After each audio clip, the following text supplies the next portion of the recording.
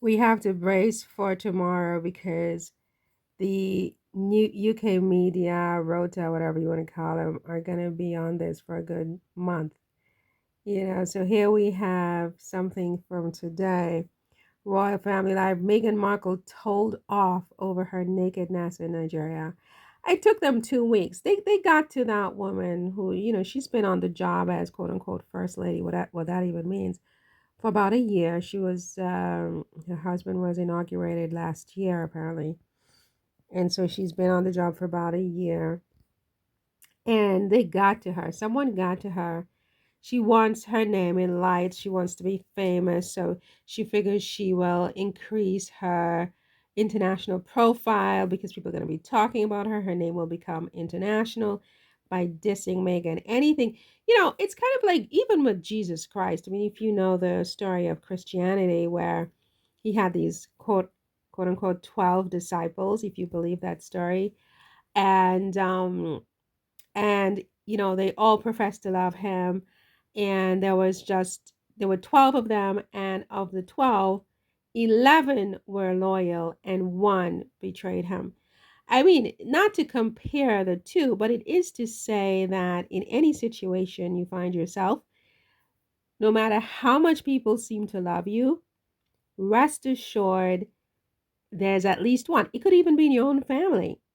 There is one who will betray you in a heartbeat. And typically, it's the one you least expect. The one you least expect, which is why when Meghan and Harry announced that they were going to Nigeria, my first response and reaction was, be careful. And there were some commenters who kind of took offense by that. Why are you saying be careful? She's going to Nigeria. I assume they said that because, well, Nigeria is a quote unquote black country and Meghan is quote unquote black. And so, she's safe. And I don't share that opinion. I think that Harry and Meghan are loved by many different people in the world. Some of them are black, some of them are white, some of them are yellow, some of them are red, some of them are polka dot. I mean, you know what I'm saying? They are loved by Asians, they're loved by Hispanics, they're loved by Europeans, they're loved by Africans, they're loved by people in the Caribbean. But they are also hated by people in the Caribbean and people in Asia and people in Latin America and people in Europe and people in Africa. You have both. And you also have people who are completely indifferent in all of these countries, all of these regions, right? There's no such thing as, black people like Meghan or white people like Meghan or white people hate Meghan or black people hate Meghan. No, she has fans and she has haters in all demographics, her and Harry. And so when she announced she was going to Nigeria, I mean, my first thought was, please be careful because you can put your guard down when you feel that you are among friends. And among your friends, 11 will be loyal and the 12th will betray you. This is a rule. This is a rule, and it's usually the person you least expect. Who would have thought it would be the first lady of Nigeria who would take this shot at Meghan? I would have never thought. I thought it would be somebody, some random man somewhere that the press would in the UK would pay off £200,000, £1 million, whatever, to do something to Harry and Meghan. No, it's the first lady of the country, the one person that you would expect Meghan would be safe around because she was invited to the country, not by the first lady, admittedly, but by the head of the defense ministry. But you would think that the head of the defense ministry could not invite Meghan and Harry to Nigeria without the okay of the president and first lady of the country, right? You think that's how it would normally work, but think again. Clearly, that cannot be true. But the idea is, especially now they're planning other trips to Ghana and places like that, is I hope this is a wake up call to Harry and Meghan. They have to be careful. It doesn't matter what the demographic of the country is that they're traveling to. It could just be walking down the street in Montecito, as far as I'm concerned.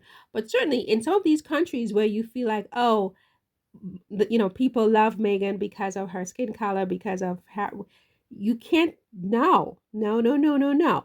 There's always going to be that one person who you least expect and who has the power to do maximum harm.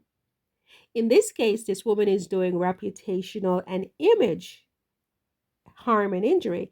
She's not pulling a trigger from a gun, right? But you never know. The next time it's going to be something different. You can't trust anybody, Harry and Meghan. I repeat, you can't trust anybody, Harry and Meghan. I don't care which country you think you're traveling to. And so, therefore, I advise you to approach this with very serious caution. So, when Princess Diana visited Nigeria back in like the 90s, she wore this dress at one of the events, right? You didn't hear any Nigerian first lady dogging her after the fact.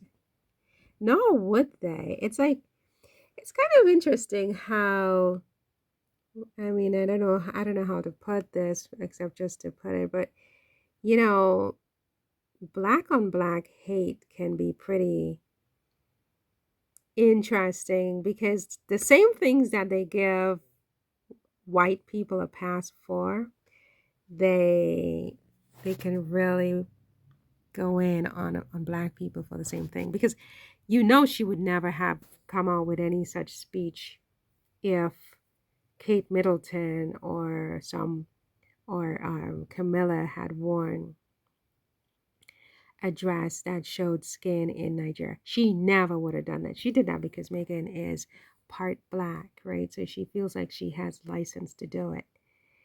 I mean, there's some black people like that. That's my position. I'm sticking to it.